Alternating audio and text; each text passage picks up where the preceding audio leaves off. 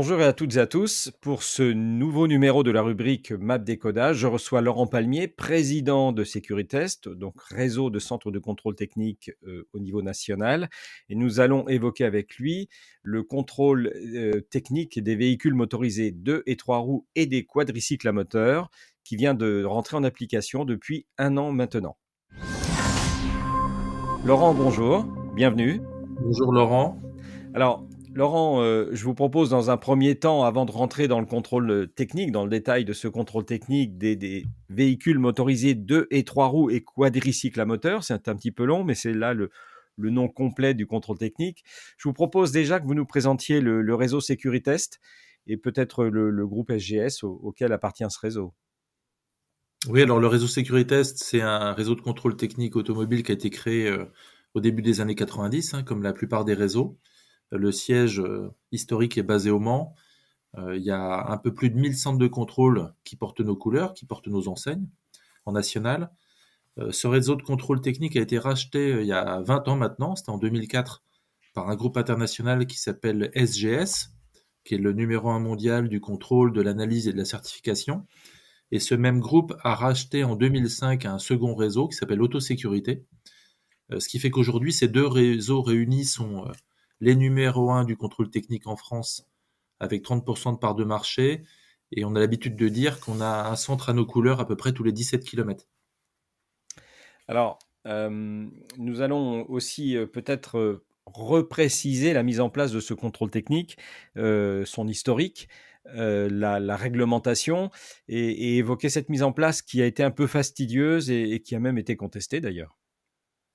Oui, alors le contrôle technique des deux roues, que ce soit deux roues, cyclo ou moto, c'est un sujet qu'on évoque depuis le début des années 90 en France, mais qui était l'émanation d'une directive qui aurait dû s'appliquer à partir de 82. C'est ce qui se passe par exemple en Espagne. Nous, on l'a vu apparaître, disparaître, réapparaître. C'était le cas en 2005, c'était le cas en 2011, et plus proche de nous en 2021, puisque les premiers textes réglementaires sont sortis pendant l'été 2021. Et puis, à l'automne, on nous expliquait, enfin le gouvernement de l'époque nous expliquait qu'il ne fallait pas se préoccuper du contrôle technique des deux roues. Donc, mais il y a une directive 2014-45 qui obligeait l'État français à mettre en œuvre euh, des éléments factuels pour s'occuper de la sécurité routière de la catégorie L. Alors la catégorie L, on la précisera peut-être dans le détail tout à l'heure.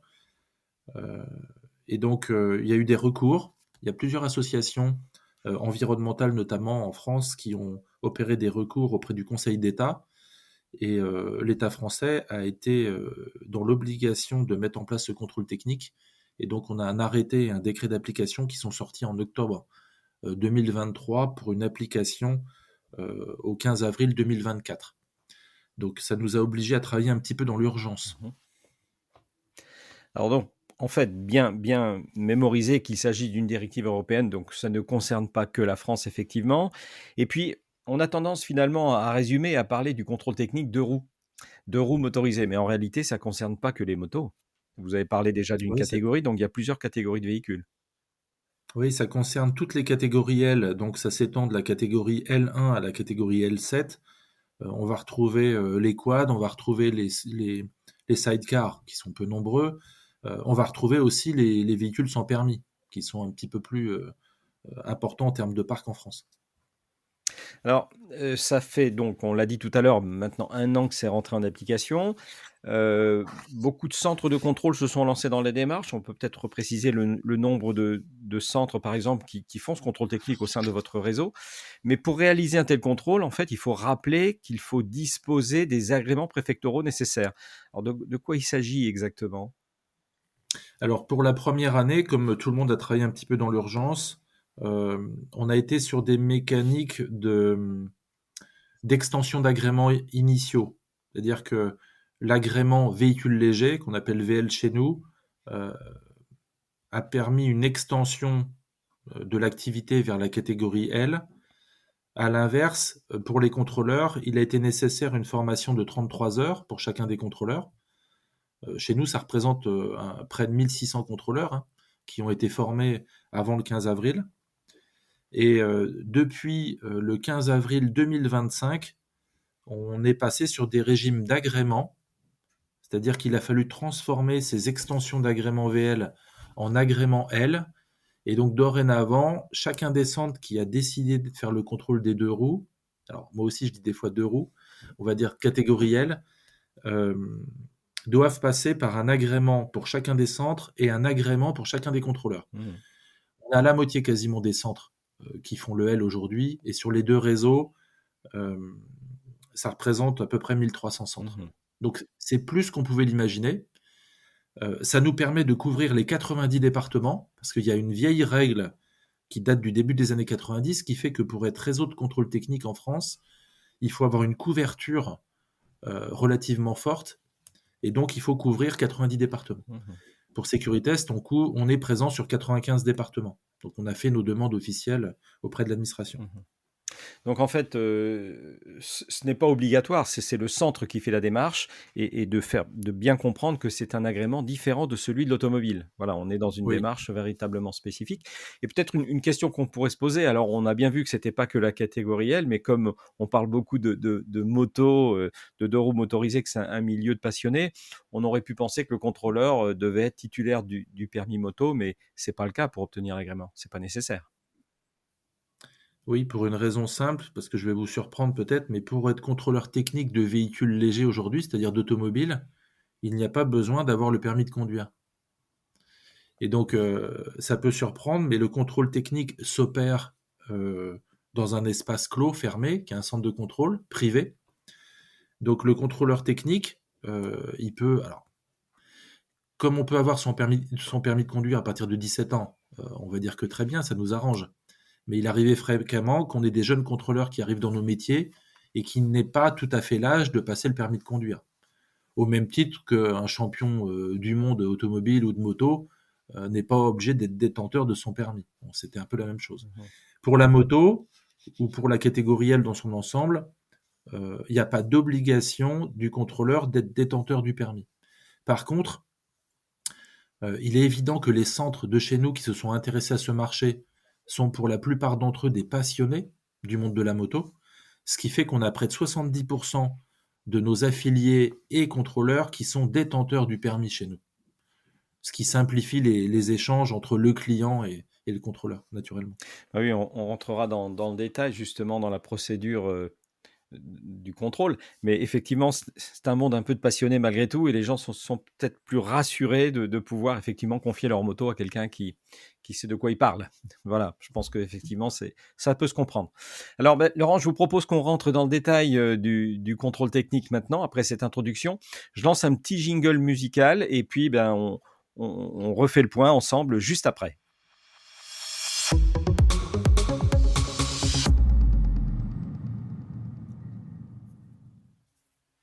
Voilà, alors, Laurent, dans cette partie, on va évoquer plusieurs points. Je vous propose que nous parlions du rythme ou les périodicités du contrôle, le déroulement de la visite du contrôle technique, comment ça se passe exactement, si vous avez des chiffres qui concernent les visites effectuées, les défauts constatés. On va parler aussi des évolutions à venir, d'autres mesures qui concernent notamment le bruit et la vitesse, donc ça veut dire que ça doit encore évoluer. Et puis, nous terminerons bien cet échange, je vous propose, par une conclusion, par votre vision vis-à-vis du contrôle technique et des grands enjeux de l'automobile. Est-ce que ces points d'intervention vous conviennent? Très bien, c'est parfait. Alors, bah, commençons tout de suite par le rythme du contrôle technique. Parlons-en tout d'abord. Donc, quelles sont les obligations exactement? Quand faut-il effectuer le contrôle technique quand on a un véhicule concerné? Alors, pour la première année, euh, c'est-à-dire avant le 31 décembre 2024, tous les véhicules immatriculés avant 2017 devaient être contrôlés. Ça veut dire qu'on avait un rattrapage assez fort sur la première année. On avait un- un marché d'1 300 000 véhicules à contrôler sur une année pleine. On en a contrôlé un petit peu plus de 900 000, 930 000 en 2024, parce qu'on a démarré à partir du 15 avril. Ça, c'est le rattrapage du calendrier par rapport à la date d'immatriculation des véhicules concernés. Mhm. Et pour 2025, on aura dû contrôler les véhicules immatriculés en 2017, 2018, 2019.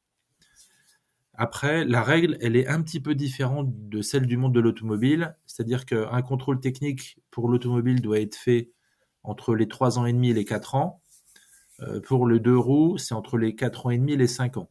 C'est-à-dire un contrôle à 5 ans, et ensuite la périodicité, c'est tous les 3 ans pour les catégories L. Là où l'automobile, c'est tous les 2 ans. Donc on voit qu'il y a une mécanique de périodicité un petit peu différente. Ça, c'était possible, hein, c'est une transposition de la directive. D'ailleurs, c'est le principe même d'une directive. Elle est transposable dans le pays, contrairement à un règlement européen. Mmh. Donc la France avait le choix de modifier un petit peu la périodicité. C'était une demande des associations du monde de la moto, que d'avoir une périodicité un petit peu moins rapprochée que dans le monde de l'auto, partant du principe que les véhicules euh, font un peu moins de kilomètres tous les ans. Bon, on verra à l'usage euh, dans quelques temps, je pense que ce n'est pas parce que le véhicule n'est pas utilisé qu'il n'est pas générateur de défauts ou d'anomalies. On en parlera peut-être tout à l'heure. Oui, c'est vrai. Surtout que ce sont des véhicules qui parfois, passent une grande temporalité à l'arrêt dans les garages, notamment l'hiver. Donc Exactement. effectivement, c'est peut-être un peu différent. Mais, on sent bien là qu'il y a peut-être eu effectivement une demande, spécifique des motards. Donc, voir à l'usage, effectivement, de ce que ça peut donner. Parlons maintenant du déroulement du contrôle technique. Il est peut-être un peu différent du contrôle, d'une automobile. Donc quelles sont les différentes étapes? Comment ça se passe? Alors, dans la mécanique de prise de rendez-vous, on est sur la même chose, hein. On peut prendre rendez-vous en ligne, on peut payer son contrôle en ligne, etc. Il n'y a pas de, on va bien dans le même centre de contrôle, Mmh. parce que la question s'était posée au tout début de savoir s'il y aurait des centres dédiés à cette activité L. Il y en a très peu. C'est-à-dire que nous, dans nos deux réseaux, nos trois enseignes, il n'y a que trois centres qui sont dédiés purs pour faire de l'activité L, et qui sont généralement positionnés dans des pôles de moto, dans des pôles de concession moto. Mais la règle, c'est que le contrôle technique des catégories L se fait dans le même centre que pour les catégories VL. Ça, c'est la première chose. Il y a une grosse différence qui avait été souhaitée par, là aussi, le monde des associations de moto, c'est que le propriétaire du véhicule puisse accompagner son véhicule dans la zone de contrôle. Alors, en premier lieu, c'était pour des raisons de manipulation, parce qu'il est évident que la techno des motos, notamment L3, peut être différenciante en fonction de l'âge des machines, en fonction des marques, etc. Et puis il y avait toujours une petite inquiétude du motard que de laisser sa moto confiée à une manipulation extérieure. Donc, accompagnement de la machine dans la zone de contrôle et possibilité pour le client de rester à proximité du contrôleur et de la machine pendant l'opération de Oui, contrôle. il faut rappeler que ça, c'est pas possible pour la voiture. C'est même interdit. Interdit. C'est-à-dire qu'aujourd'hui, alors, ça nous a complexifié un peu les mécaniques de positionnement des zones de contrôle catégorielles dans certains centres. Bon, avec le recul, avec un an de recul, je pense que c'était pas forcément une mauvaise idée, puisque on a quasiment en centrale aucune réclamation client liée à ces nouvelles catégories contrôlées. Ça veut dire que, en plus, on a près de 60% de nos centres qui se sont équipés de tables de levage, alors que ce ne sont pas des matériels obligatoires, mais c'est finalement une possibilité qu'a le client de voir sa machine à hauteur de vue, Mmh. ce qui est assez rare, et d'en faire le tour. Et le contrôleur peut, pendant son opération de contrôle, hein, je rappelle qu'il y a 80 points contrôlés, on reparlera à peu près tout à l'heure des différents points de contrôle. Donc un contrôle technique, ça prend sur la partie pure du contrôle, ça prend entre 20 et 30 minutes. Ça permet aussi au client de voir la totalité des points contrôlés, et ça montre aussi l'importance du contrôle finalement, puisqu'il le voit de lui-même. Mmh. Mmh.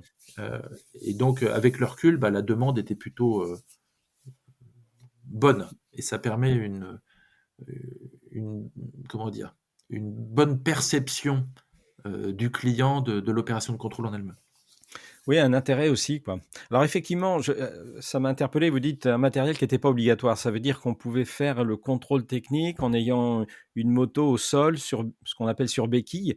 Ça Oui, peut paraître surprenant c'est le parce cas, que hein. c'est pas forcément, facile d'accès, il faut se mettre à genoux, enfin, c'est pas pratique, mais le matériel est pas imposé, c'est ça? Le matériel, autre que les béquilles sont imposées. Donc Oui, toutes les typologies de béquilles, toutes les typologies de fixation qu'il faut positionner sur les motos pour positionner les béquilles, que ce soit à l'avant ou à c'est l'arrière, vérifié, sont de toute façon. sont obligatoires, elles. Mais il est évident que c'est pas confortable pour un contrôleur d'être à genoux pour travailler. Mmh. Donc il y a aussi une question de logique par rapport à ça. Et puis il y a une question de sécurité dans le travail, et c'est pour ça que bon nombre de centres ont fait le choix de mettre des tables Mmh. de vérification. Donc ça Mais l'administration avait volontairement limité l'investissement sur la partie levage pour ne pas bloquer le maillage. mmh, Puisque l'enjeu de cette opération de contrôle, notamment pour les catégories L1, c'est-à-dire les cyclos, c'est de pouvoir trouver à proximité un centre de contrôle à même d'avoir les agréments permettant de faire les contrôles contrôle en question. nécessaire. Mmh. Et donc limiter les investissements au départ permettait aussi d'aller chercher un plus grand nombre de centres. Oui, mais on peut imaginer qu'effectivement, entre un scooter, une moto de grosse cylindrée et un quadricycle, c'est quand même des véhicules relativement différents et que ça nécessite effectivement malgré tout un minimum de matériel. Donc on peut comprendre effectivement que les centres aient souhaité se doter de matériel. Et concernant la procédure toujours, donc préciser que le contrôleur doit suivre une liste très, très précise de points à observer, hein. C'est comme l'automobile, c'est-à-dire que ce sont des points qui sont bien normés, qui ont un phrasé. Tout ça a été en fait finalement bien préalablement précisé par les pouvoirs publics. C'est bien ça. Oui, c'est-à-dire que quand l'arrêté est sorti au mois d'octobre 2023, euh, on retrouve dans cet arrêté ce qu'on appelle nous les défaillances mineures, majeures, critiques, un petit peu à l'instar de ce qu'on retrouve dans le monde de l'automobile, qui ont été hyper précisées. C'est-à-dire que un contrôleur technique ne peut pas, il n'a pas une page blanche. Mhm. Euh, il ne peut pas rédiger ce qu'il souhaite en fonction de ce qu'il voit. Donc il utilise des codes qui sont numérotés en fonction du fait qu'on parle de la visibilité, qu'on parle du châssis, qu'on parle du freinage, qu'on parle de l'identification. Donc tout ça est strictement normé. Mhm. Donc il y a 80 points de contrôle vérifiés, ce qui fait que dans le contrôle des catégories L, on peut noter un petit peu plus de 160 défaillances possibles. Mhm. Mais on est au début de l'histoire.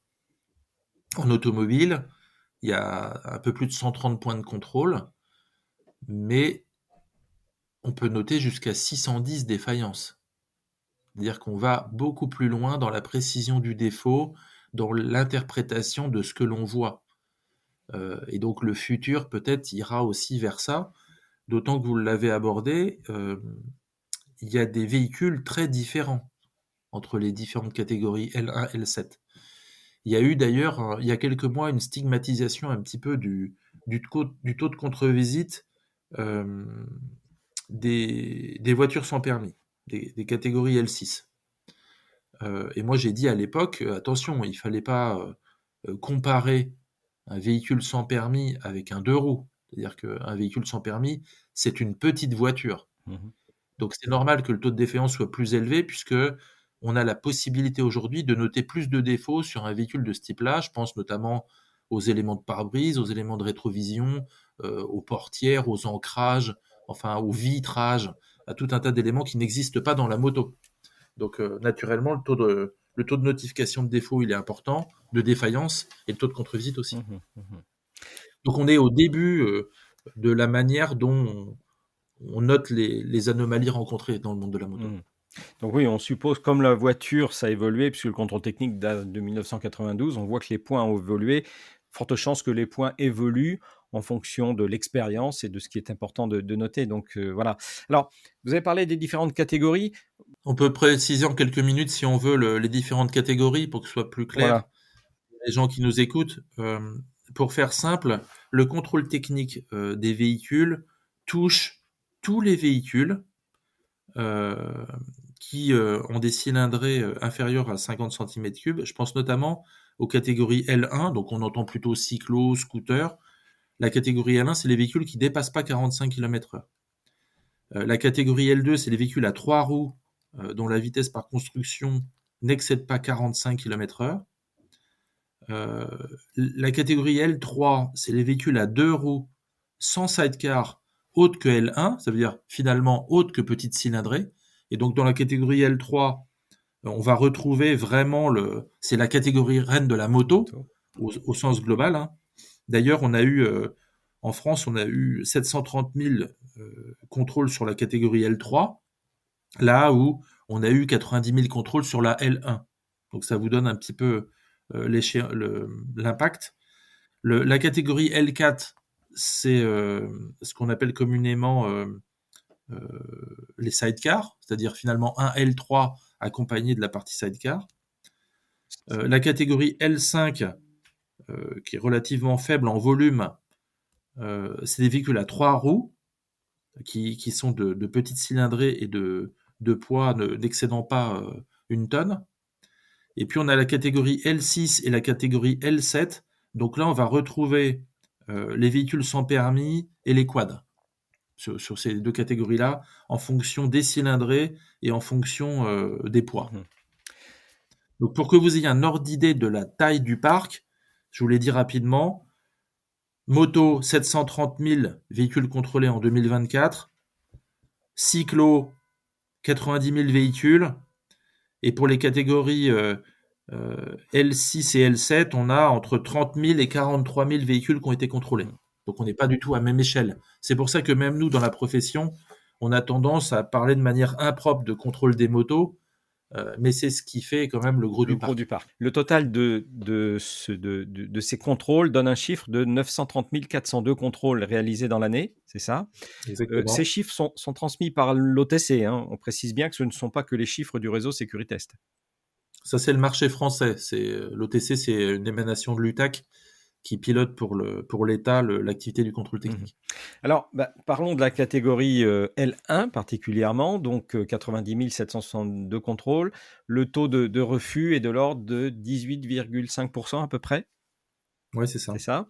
Le L3, si on compare, on a 730 000, plus de 730 000 véhicules contrôlés et on a un taux de 9,01%. Alors, comment on peut comparer ce taux de refus par rapport aux 4 roues? Est-ce que c'est différent? Alors, moi, j'ai mon avis, mon analyse là-dessus. Vous êtes dans les professionnels du monde de la mobilité. Donc, vous avez évidemment entendu parler du contrôle technique des catégories L. Mais il n'y a eu aucune communication qui a été faite par l'État français sur le lancement de ces activités. Seuls en ont parlé un petit peu les médias motos. J'ai envie de dire que sur la première année, on a vu des véhicules qui sont plutôt entretenus parce qu'on a affaire à des gens qui étaient scrupuleux de respecter les règles qui se mettaient en place. Parce que selon les secteurs géographiques, on avait tendance à se demander si on n'était pas quelquefois sur la base du volontariat qu'autre chose. Sur la catégorie cyclo, 90 000 cyclos, alors que logiquement, cette catégorie L1 représente plus de 30% du parc français, ça veut dire que ces gens-là ne se sont pas sentis concernés par le monde du contrôle technique qui venait d'arriver. Pourquoi? Parce qu'il n'y a pas de contrôle routier. Il n'y avait pas. On entend, quand on se déplace sur le terrain, je suis allé en déplacement vendredi, et on m'a dit, si, nous, on a des fiches d'immobilisation. Fiches d'immobilisation, je rappelle que ce soit pour l'auto ou pour le 2 roues, c'est quand le véhicule n'a pas fait l'objet du contrôle technique, qu'il a dépassé la date. On a tous en tête qu'il peut y avoir une amende de 135 €. Ça, c'est une chose qui peut être minorée. Mais il y a une fiche d'immobilisation, ça veut dire que le certificat d'immatriculation est retiré. Et donc, quand il est retiré, il faut aller passer son contrôle technique avec la fiche, qui fait valeur de carte grise. Et il faut retourner après auprès de la gendarmerie ou du service de police qui a retiré le document. Alors ça va bien quand ça nous arrive à côté de chez soi, mais quand on est en train de faire un road trip ou quand on part en vacances et qu'il faut retourner chercher son certificat d'immatriculation, c'est embêtant.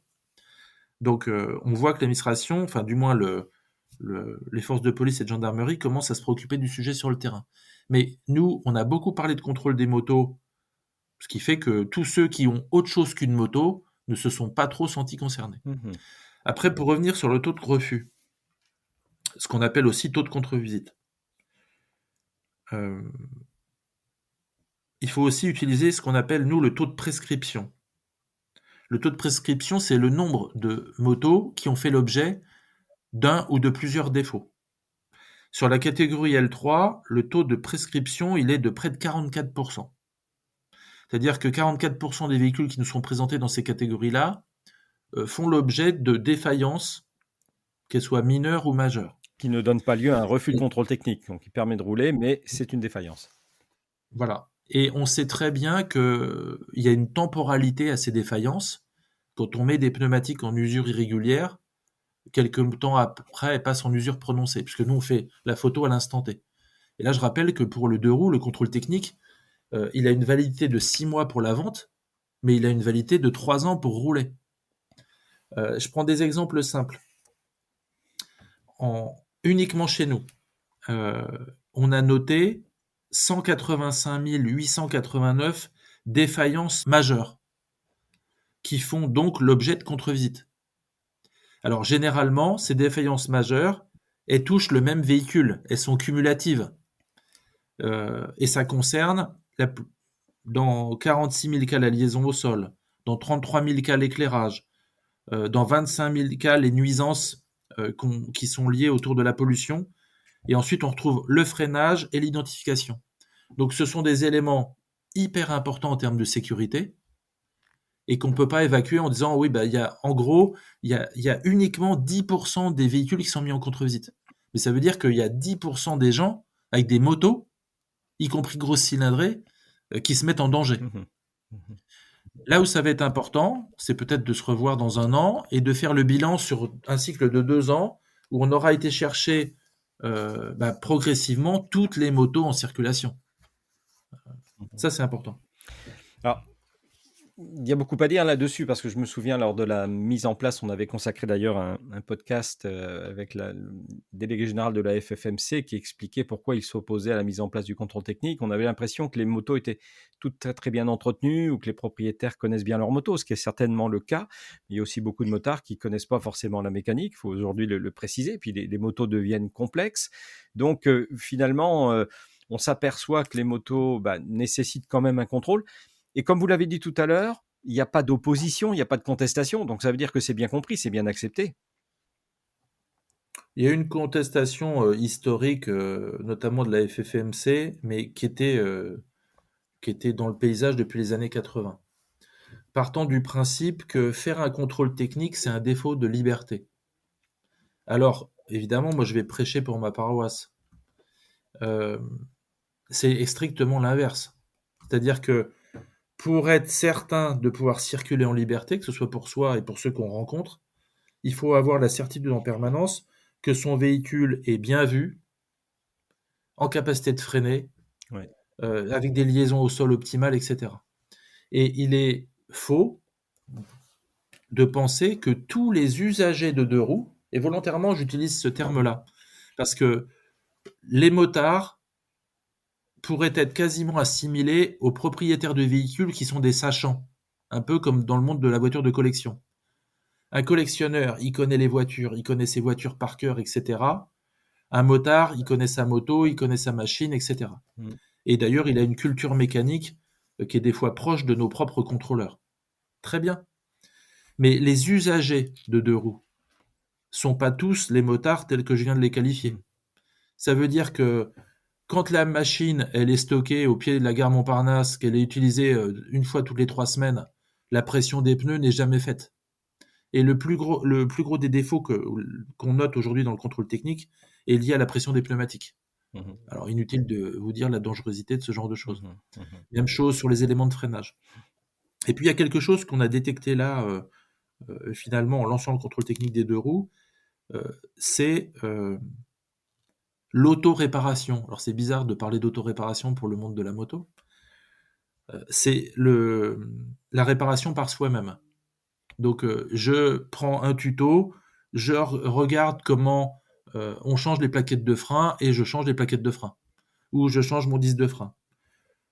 J'oublie peut-être au passage qu'il y a un bout de tuto pour faire la purge des freins, ou j'oublie peut-être au passage que ma machine a une particularité que j'ai pas identifiée. Et ça, on voit, et on a des photos, on a des vidéos, il y a des trucs complètement dingues. Des étriers qui sont pas serrés, des plaquettes qui sont mal montées, des disques qui sont tellement fins qu'on le voit bouger à la main. Voilà. Mmh. Donc, euh, tous les propriétaires de 2 roues, 3 roues ou 4 roues qui rentrent dans le cadre de la catégorie L ne sont pas euh, des fins connaisseurs de la mécanique. Mmh. C'est tout l'intérêt de faire ce Mmh. contrôle. Bon, je pense qu'effectivement, c'est assez compréhensible. Hem, j'aurais je voudrais revenir sur un point. On a parlé dans les chiffres, donc 730 150, plus de 730 000 véhicules L3 et 90 000 véhicules L2. Donc on a bien compris, ça ne veut pas dire qu'il y a moins de scooters que de motos, mais ça veut dire que les scooters ne passent pas dans les centres. Vous nous l'avez expliqué.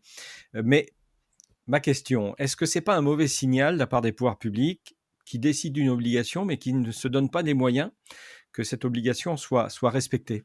Euh, et j'ai cru comprendre aussi finalement que, par exemple, le monde de l'assurance accepte d'assurer un véhicule même s'il n'a pas passé le contrôle technique. Oui, alors il y a eu quelques discussions avec les professionnels du monde de l'assurance qui, pour certains d'entre eux, changent un petit peu leur braquet par rapport à ça. Euh, un peu à l'instar de ce qu'on a entendu pendant des années sur le monde de l'auto d'ailleurs. Partant du principe que le monde de l'assurance est régi par le code de l'assurance on- et que le contrôle technique n'étant pas dans les contrats de base, puisqu'il arrive, donc naturellement il n'est pas présent dans les contrats d'assurance que les motards ont en main aujourd'hui. Mais il se trouve que le code des assurances fait suffisamment référence au code de la route. Et que dans le code de la route, il est écrit noir sur blanc que le véhicule soumis à opération de contrôle technique doit le réaliser avec la périodicité qu'on a évoquée. Mhm. C'est comme tout. Quand il n'y a pas de souci, quand il y a de matériel simplement, de la casse ou de la bobologie, il n'y a pas de problème. Par contre, lorsqu'il y a du corporel lourd et que l'expert ou l'expert judiciaire évoque que ça aurait pu être évité si le contrôle technique avait été réalisé. Mhm. Bah, on rentre pas du tout dans le même cas de figure. Et là, j'aimerais qu'une compagnie d'assurance m'écrive noir sur blanc, pardon, que dans tous les cas de figure que je viens d'évoquer, la couverture est totale. Et on sait que c'est pas vrai. Mhm. Donc, euh, ne pas laisser croire que le contrôle technique n'est pas obligatoire. Il l'est devenu réglementairement, euh, et il l'est devenu aussi pour la transaction. Parce qu'on a parlé tout à l'heure de contrôle périodique, c'est-à-dire du contrôle tous les 3 ans. Mhm. Euh, le, le, le motard ou le primo-accédant au monde de la moto est forcément très intéressé à avoir un procès-verbal de contrôle lui indiquant l'état de sa machine avant que de l'acheter, tout simplement. Oui, une photographie à l'instant T, oui. Mhm. Mhm. C'est important. Donc, finalement, euh, quels conseils pourriez-vous apporter à tous les propriétaires des véhicules concernés? Quels conseils apporter pour bien préparer un contrôle technique ou pour justement bien entretenir leur machine?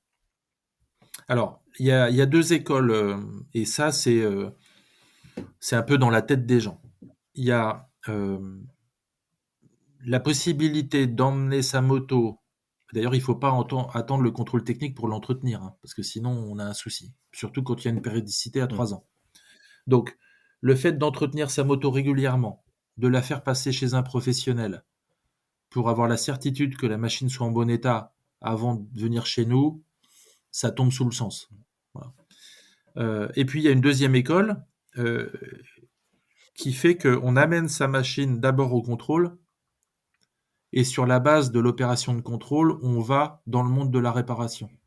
Bon, et ben souvent, ces 2 écoles sont liées au fait que le propriétaire de la machine, c'est vrai pour l'automobile aussi, est plus connaisseur de mécanique ou pas, connaît mieux son véhicule ou pas, et puis a une possibilité de la faire entretenir simplement ou pas. Bon, donc les 2 écoles, se respectent. L'objectif, c'est d'être en sécurité.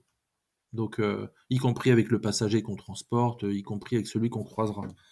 Donc, le conseil, c'est de pas attendre le dernier moment non plus, quand on a à circuler. Je pense notamment à toutes les machines là qui vont ressortir ou qui ressortent en ce moment, Avec les beaux jours. pour la balade. Heu, une machine qui sert à la balade, elle roule sur la même route, à la même vitesse.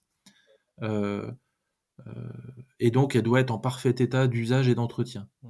D'usage et d'entretien. Et souvent, sur les motos, c'est ce qu'on voit, il peut y avoir des défauts d'entretien, volontaires ou involontaires, Mmh. hein, Mmh. ou par méconnaissance de la manière dont on doit entretenir ces catégories de matériel qui n'ont rien à voir avec l'automobile Mmh. finalement. Mmh.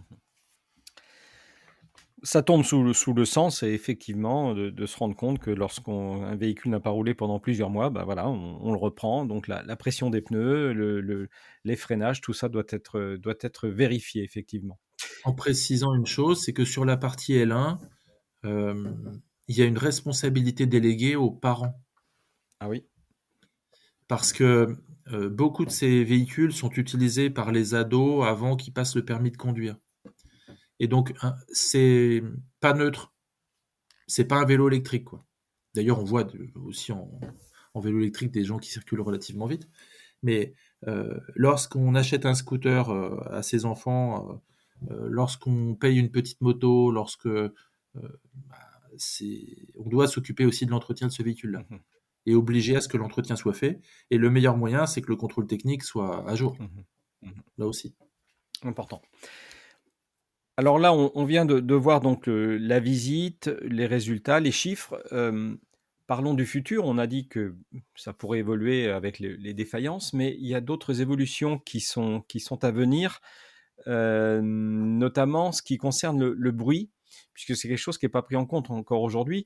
Je sais que les mesures de bruit nécessitent un matériel bien précis qu'on appelle un sonomètre. Alors ça consiste en quoi cette mesure? Et finalement, quand sera-t-elle mise en application? Alors ça, c'est une mesure qu'on appelle, nous, un contrôle de nuisance.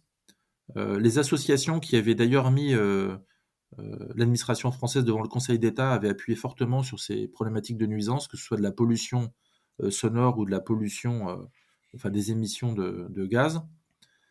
Le sonomètre, il devait être mis en place à compter du 1er mars 2025. Pour des raisons d'indisponibilité matérielle, parce que c'est un appareil très spécifique. Un sonomètre, on voit à peu près à quoi ça ressemble. C'est utilisé dans d'autres professions que la nôtre. C'est utilisé aussi pour que les motos rentrent sur les circuits, hein, depuis quelques années. C'est utilisé dans le monde de la compétition. Les sonomètres, nous, qui vont être mis en place dans les centres là, de manière progressive, sont spécifiques parce que ils sont couplés au régime moteur. Puisque sur vos certificats d'immatriculation, vous avez le nombre de décibels acceptable, max, lié à un régime max au niveau de l'homologation. Et donc, pour que nous, notre prise de régime soit juste et incontestable, il a fallu qu'on ait des appareils qui prennent la mesure avec un régime moteur en face. Ça nécessite des appareils coûteux, parce qu'un sonomètre, ça coûte à peu près 5 000 €. Donc, et il a fallu les faire fabriquer, ces sonomètres. Donc, il y a 3 fabricants qui commercialisent ces produits pour la France, et ils étaient dans l'incapacité de les fournir à compter du 1er mars. Donc, il y a un décret, euh, enfin un arrêté modificatif qui est paru en début de cette année et qui a transféré la date de mise en application à compter du 1er juillet 2025. Mmh.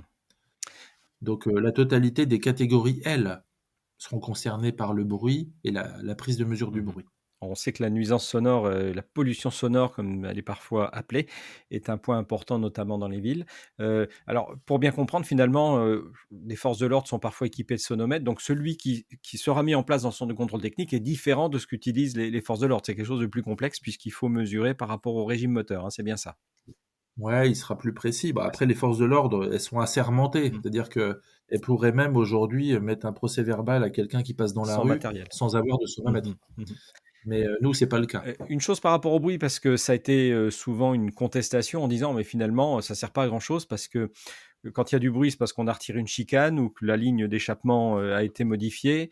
Ça se modifie, ça se change facilement. Donc, il suffit de remettre la chicane pour faire le contrôle et de retirer la chicane.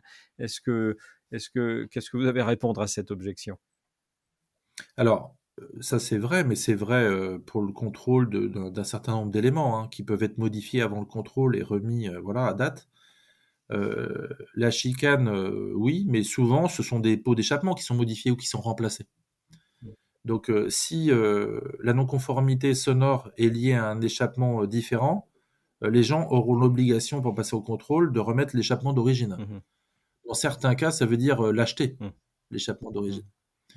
Euh, bon, aujourd'hui, on commence la mesure dans un certain nombre de centres. On n'a pas identifié de grosses problématiques quand on a, et c'est heureux, des motos qui sont d'origine ou qui n'ont pas été profondément modifiées. Mais le principe même de la chicane, c'est pour éviter le Mmh. bruit. Donc, Mmh. Puis et finalement, ça peut permettre aussi aux propriétaires qui n'étaient pas forcément informés, une fois que le véhicule est conforme, d'écouter le vrai bruit de sa moto, celui qui a été homologué. Ouais, oui, puis d'être hyper vigilant en cas de ouais, transaction. ouais. C'est-à-dire qu'en cas d'achat, être vigilant sur ce point-là, quoi. Mmh. Qu'une machine qui fait trop de bruit ne passera pas au contrôle technique et donc ce sera un frein à la Mmh. revente. C'est des véhicules assez. On le voit cette année déjà. C'est- pour bon nombre de matériel, ça reste des véhicules passion, donc on sent qu'il y a une rotation de transactions un peu plus importante que dans le monde de l'auto. Mmh. Mmh. Donc les gens seront d'autant plus sensibles lors de l'achat à l'impossibilité de revente. Une autre évolution concerne la mesure des vitesses maximum. Alors là, c'est un autre type de matériel encore, c'est ce qu'on appelle un céléromètre. Alors, comme précédemment, ça consiste en quoi cette mesure et est-ce qui et quand est-elle prévue de rentrer en application? Alors elle devait rentrer au 1er juin et pour les mêmes raisons qu'évoquées tout à l'heure pour le sonomètre, elle a été décalée par un arrêté modificatif aussi. Et donc la mise en place du céléromètre se fera au 1er mars 2026. Ce céléromètre, il a velléité à vérifier la vitesse max des véhicules de moins de 50 cm3, les fameux 45 km/h que j'évoquais tout à l'heure. Euh, Bon, là, ça nous questionne encore un petit peu aujourd'hui parce que c'est des investissements qui sont assez conséquents, hein. Je vous ai parlé de l'investissement du sonomètre. Le céléromètre, c'est un appareil qui va coûter entre 3 500 et 4 500 euros Mmh. par centre de contrôle. Alors, il y a une possibilité de mutualiser le matériel entre les centres, mais ça reste un peu une vue de l'esprit et assez complexe à mettre en œuvre. Mais vous doutez bien que s'il y a la moitié des centres de contrôle technique français qui font le deux roues, ça veut dire plus de 3000 centres, et qui doivent s'équiper tous de céléromètres, alors qu'en national, il y a moins de 90 000 véhicules à contrôler, ça semble un petit peu étonnant comme nature Ouais, d'investissement. ouais. Sachant que là, tout à l'heure, vous avez abordé le fait d'enlever ou de remettre des chicanes ou des échappements différents. Mais pour limiter la vitesse à moins de 45 km/h sur un cyclo, il suffit de détendre le câble d'accélérateur. Enfin, vous voyez, il y a des Mmh. choses qui sont encore bien plus simples Mmh. que de modifier le véhicule en Mmh. tant que tel. Donc bon, c'est un sujet qui va certainement être en discussion encore pendant quelques mois. Oui, mais il y a pas c'est pas encore acté, mais alors on vient de bien comprendre que ce céléromètre concerne les catégories L1 et comme vous les voyez pas dans les Complètement. centres, effectivement, un tel investissement, c'est compliqué aussi à amortir et à rentabiliser pour les centres, donc on peut comprendre effectivement que ce soit discuté. Heu, En fait, c'est impossible à amortir. Impossible. C'est-à-dire que le céléromètre aujourd'hui, c'est impossible à Mmh amortir. mh. Et, et d'ailleurs, pour tous les centres qui ont acheté des tables de levage, qui aujourd'hui achètent des sonomètres, qui demain on va acheter des céléromètres, euh, l'amortissement versus le parc que chacun des centres va contrôler, il va se faire sur un temps anormalement long. Euh, Puisque donc pourquoi les centres de contrôle s'y sont intéressés et y sont allés. Et ça, je l'ai dit dès le début, quand les professionnels aussi s'intéressaient à ce marché-là. C'est notre métier que de contrôler des véhicules, et finalement, c'est notre métier que de tous les contrôler en termes de catégorie. Et ça l'est encore plus quand on a affaire, et je l'ai dit au tout début de notre intervention, quand on a affaire à des passionnés du monde de la mécanique au sens large. Donc, des gens qui sont eux-mêmes propriétaires de motos, eux-mêmes motards, eux-mêmes voilà. Et donc, l'investissement, les centres vont être obligés de l'analyser de manière globale sur toute leur activité, euh, qui comprend l'EVL et l'EL, y compris sur les formations. Mhm. Parce qu'un contrôleur technique, il a fait l'objet d'une formation initiale, mais il va faire l'objet d'une remise à niveau annuelle de 14 heures. C'est-à-dire quelqu'un qui, dorénavant, a 2 agréments, un agrément pour contrôler des autos et un agrément pour contrôler des 2 roues, enfin des L, il a une formation de remise à niveau de 5 jours par an. Et ça, les gens ne le savent pas généralement. C'est énorme. Une remise à niveau de 5 jours par an, ça impacte, c'est une perte d'exploitation aussi pour le centre, au-delà du coût de la formation. C'est bien plus important que certaines autres professions réglementées, hein, 5 jours. Oui, oui, c'est vrai. Alors, nous arrivons, Laurent, pratiquement à la fin de notre échange qui a été très exhaustif. J'aimerais vous donner la parole pour une conclusion sur votre vision de l'action du contrôle technique sur un plan plus général de l'ensemble de l'activité du contrôle technique par rapport aux grands enjeux de la mobilité, hein, et la transition énergétique qui s'amorce. Voilà, quelle vision vous avez du contrôle technique? Qu'est-ce que le contrôle technique pourrait faire? Voilà, qu'est-ce que vous pourriez nous dire sur ce point? Bah, c'est un peu dans l'actualité. On parle assez souvent de nous, y compris quand il est question d'avoir un contrôle plus dur, plus cher, plus fréquent. La semaine dernière, il a été abordé un point puisqu'il y a une proposition de directive européenne qu'on appelle la 2024-45 qui est en gestation.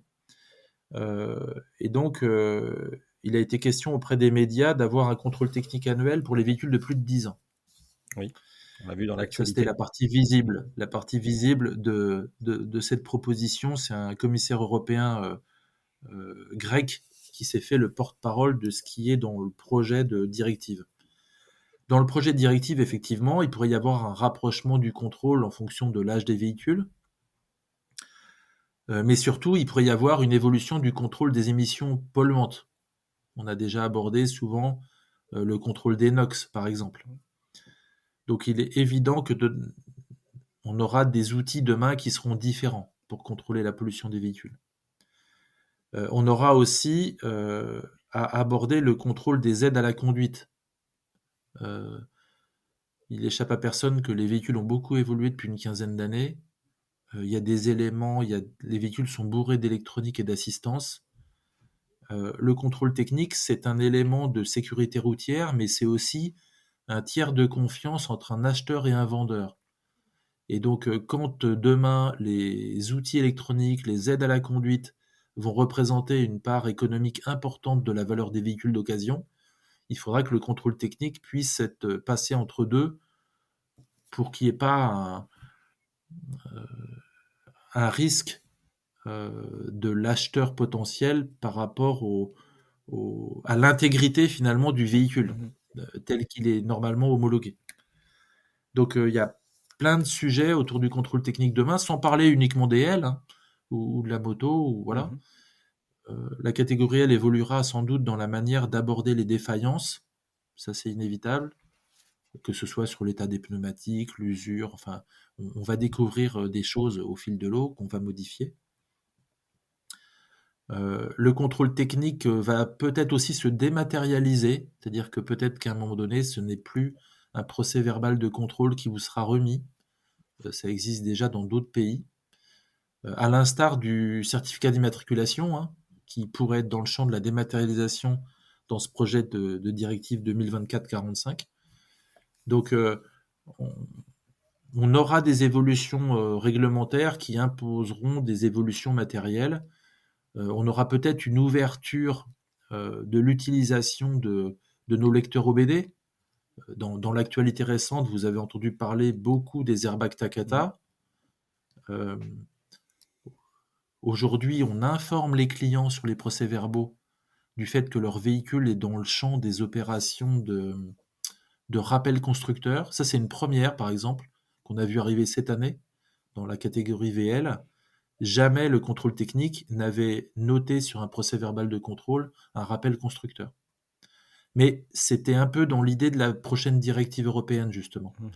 que d'avoir ce point de contact qui permette d'avoir des informations. Mmh. Donc des évolutions, il y en aura. Ça, c'est celle que j'imagine. À quelle échéance? Alors, on est souvent sur des temps longs Mmh. hein, en termes de transposition de directives, parce que l'État français va remettre sa patte et on essaie d'accompagner pour que ce soit cohérent aussi pour les automobilistes. Hein. Mmh mh. Oui et puis il y a Là, cette histoire de contrôle annuel pour les véhicules de plus de 10 ans, j'ai dit aux médias la semaine dernière que ça représentait 60% du parc contrôlé. Hein. mmh. Donc c'est Oui, énorme. on a des véhicules, on a un parc qui vieillit, donc on peut considérer qu'on a un grand nombre de véhicules qui seraient concernés et on connaît aussi, l'intérêt des pouvoirs publics de ne de ménager un peu la susceptibilité, en tout cas d'agir dans le cadre d'une acceptabilité sociale, donc on imagine il y aurait débat. On peut aussi imaginer une évolution du contrôle technique avec les véhicules électriques qui arriveront un jour ou l'autre et qui va certainement, modifier considérablement peut-être la procédure de contrôle, les agréments. C'est pas effectivement neutre ça, je crois? Hein? Oui, ça a déjà un impact pour nous, notamment dans, dans, dans les options de Mmh. levage. C'est-à-dire qu'on ne peut pas contrôler un véhicule électrique comme on le faisait auparavant en termes de levage, parce qu'il y a aussi des histoires de poids, de déformation de batterie, d'équilibre des poids sur ces véhicules-là. Faut avouer que rien que quelquefois pour les démarrer, euh, faut connaître quasiment tous les modes de démarrage de ces véhicules, qu'ils soient full hybride, enfin full électrique ou hybride. Donc il y a pas mal de sujets. Il y a un sujet qui a été abordé aussi la semaine dernière quand on parle de contrôle annuel. Nous, on a tendance à demander ce contrôle annuel pour les véhicules utilitaires, par exemple. Mmh. Les utilitaires légers, c'est des véhicules qui font beaucoup plus de kilomètres que la moyenne, qui sont multi-utilisateurs, Qui sont qui aménagés sont souvent? quelquefois aménagés en charge. Et c'est aussi un des premiers facteurs de, de mortalité dans les accidents de travail. Donc il y a sûrement un enjeu euh, à travailler le véhicule utilitaire avant que d'aller chercher l'ensemble du Pour parc partir roulant. loin. Je parlais du véhicule électrique, il me vient une question, je j'ai pas la réponse.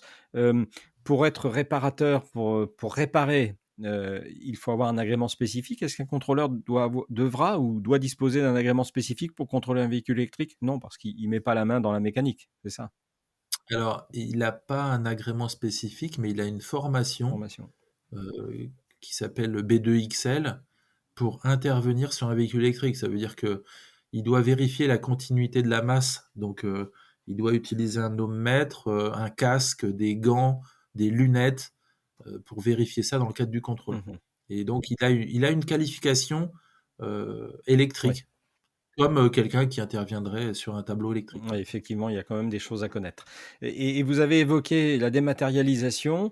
On a consacré avec le MAP un podcast aux fichiers des véhicules assurés. On pourrait imaginer qu'un jour le contrôle technique soit directement mis en place aussi dans ce fichier, puisque parlons qu'aujourd'hui il n'y a plus de carte verte d'assurance.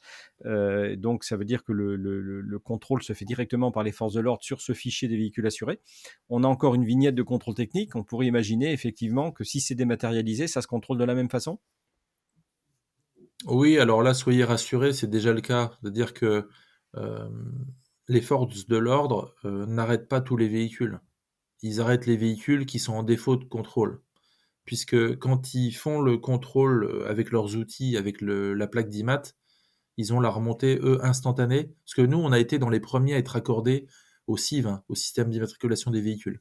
Donc quand on démarre une opération de contrôle aujourd'hui, on envoie ce qu'on appelle un jeton à l'administration qui check numéro d'IMAT, numéro de série, et qui nous autorise à démarrer le contrôle. Donc les informations remontent en temps réel, début de contrôle, temps de contrôle, défaut noté, enfin tout est remonté en temps réel à l'administration. Ce qui fait que les forces de police ou de gendarmerie, en voyant une voiture arriver et en checkant l'IMAT, savent si le contrôle est OK ou pas. Mais D'accord. ils le savent déjà. Mais par contre, la problématique de la démat du procès verbal, c'est que le procès verbal est utilisé aussi par le client dans le cadre de la Mmh. cession. Donc, il montre son procès verbal à l'acheteur. Le procès verbal, il est utilisé dans le cadre de la maintenance. Donc, il montre son procès verbal au garage où il va faire l'entretien, y compris quand le véhicule est mis en contre-visite. Hein. Et donc, il faut trouver un moyen simplifié de transmettre ces informations hors procès-verbal physique. Mmh. Donc, il y aura un petit chantier quand même Mmh. là-dessus. Très bien, ben, on voit des grandes évolutions, en tout cas des grandes pensées par rapport à cet avenir du contrôle technique. Laurent, un très grand merci pour toutes ces explications, ce point de situation exhaustif sur le contrôle, je le reprécise parce que le nom est un peu complexe, donc des véhicules motorisés de 3 roues et quadricycles à moteur, et puis de votre vision sur le contrôle technique en général. Donc je ne doute pas que les personnes qui nous écoutent auront, je pense, une vision un peu plus précise de ce qu'est le contrôle technique.